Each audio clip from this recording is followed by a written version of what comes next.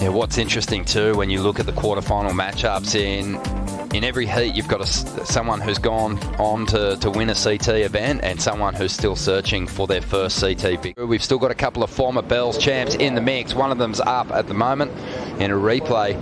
Filipe Toledo up against Jackson Baker. And, well, just throwing everything at that final section. Jackson Baker, he'll want to put some pressure on Toledo early here, but, I mean, it's going to have to be a complete performance. Some movement on the outside here. Toledo deep. And a big section standing up and just absolute fireworks as he explodes through that first section. And now just building for a clean finish down the line. Already on his way to a solid score, you'd think. And have a look as he just builds speed out of absolutely nothing there. Can't hang on to the finish though. That's going to cost him a bit. And we can see here on this first ride, so straight off the bottom, and it was a fluffy little lip on it, and he almost carved through it somehow.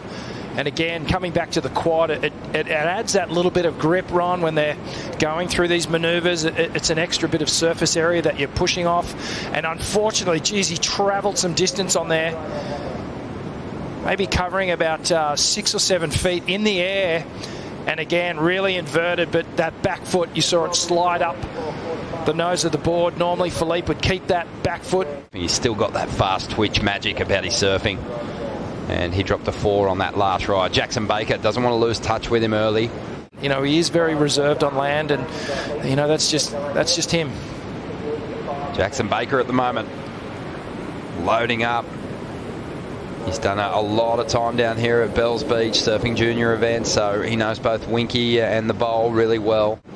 Outside, Toledo staying busy. So he was just millimetres away from riding out of what would have been a strong score on his last ride. He just hasn't had the finishes just yet, but he's going to make sure he gets it on this one, and that should be his best wave.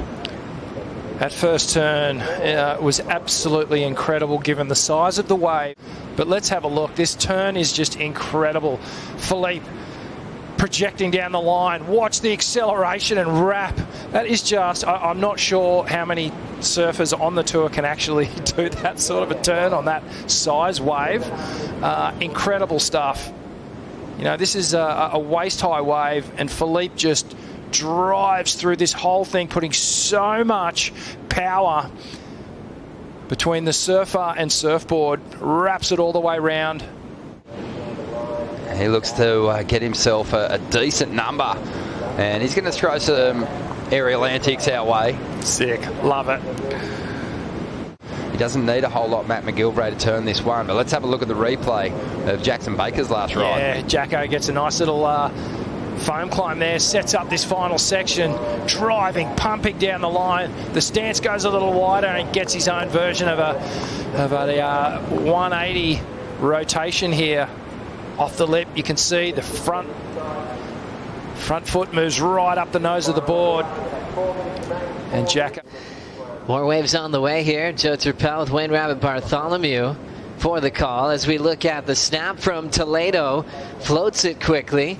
Setting up the lip again, a nice little gouge in the pocket. Inside double up, big fin throw with this whole team the last few days as we watch Toledo again.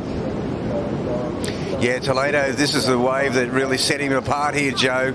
Look at the power down the line. He's making the most of every section. Gets over that double up section. Another big boost. And no air game, but an 8-point ride just on solid surfing.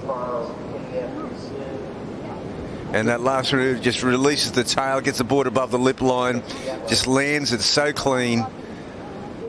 Well, the youngest ever to get called up for that big event. And he had a classic step up that he rode that day as we look at Filipe up and out. Toledo just locked in an 8-point ride on that last wave. Toledo, it was Medina, it was Kolohe, and they were sticking 90% of their airs. I remember that final that you're speaking of. Big speed float from Jackson Baker, and he will just lose some open face. He'll get out of there. He's capable of a big number, but he's going to have to be on a bomb. This is Jackson Baker, the Novocastrian. Wrapping cutback to kick it off. It's going to stay full and flat on the inside. Baker still chasing an 8.4. Now check out the powerful act of Jackson Baker. Moving quickly, trying to generate some speed. Blows the tail out. As we take another look here, Bugs, Jackson in his first CT quarterfinal. Yeah, look, he's really stepped on the gas here. He knows he's got to just eke everything out of this. Every decimal point will count. And not the biggest wave. Started that reputation pretty early, especially going back to 2015 when he took over Snapper Rocks. Here comes Toledo live, really pushing hard on that opening hook. Big wrap in the pocket. He's got a nice little track to float. Setting up a finish, a rad little carve to mix up the float. Gosh, you gotta love the Brazilian Storm. Pupo had to withdraw from this event, but there's no place he'd rather be. Nominal celebration, and Jacko, what a character. What do you see here, Bugs? Yeah, well, I mean, Toledo, this is another, slick ride by the defending champion. And, I mean, if it's this size, look at that last slashing. They're a really tight outfit. They're always, rooting for each other. The support crew is unbelievable, even when they bomb out. Here's a bigger wave for Jacko. Important one. Baker gets some speed. Connects well with the first whitewater section. A big blast off the lip. Winds up to shut it down, and Jackson can't help but celebrate. Pretty stoked with that. I mean, the guy has got so many moves in smallish waves. He's nearly impossible to beat. He's a bigger wave for Jacko, though. It's a bit of a frothy wave, but his last turn here, power. And he celebrates. Yes, he wants it. And this last move is where the big points are going to be for this one, Joe. That was radical. It had a drift. We remember back to the finishing move for Toledo. And the size of his finish, I think Jackson's was bigger.